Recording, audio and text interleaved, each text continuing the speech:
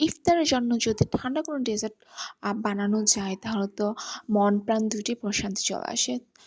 তাই আজকে ডেজার্ট বানিয়ে ফেলছি। ১ লিটার দুধকে আমি ভালো করে জাল দিয়ে 1/2 লিটার করে অল্প করে চিনি দিয়েছি। যে যেমন মিষ্টি পছন্দ করে তার অনুযায়ী মিষ্টি মানে চিনিটা দেওয়া হবে কি। তো আমি অল্পই দিয়েছি, বেশি লাগবে না।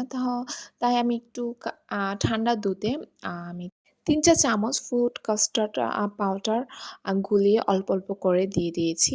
আর এখানে আমি আমার পছন্দ মতো আমি ফুড কেটে আমি এখানে তারপর ফুড কাস্টার্ডের দুধটা আমি দিয়ে দিলাম।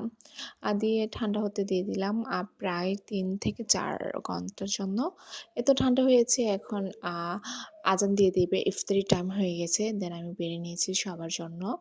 এখন আমরা সবাই ইফতারির জন্য খাবো। আর এই তো আমরা খেতে সবাই বসে গেছি। আজান দিয়ে দেবে এখন। আলহামদুলিল্লাহ খেতে অনেক মজা হয়েছিল।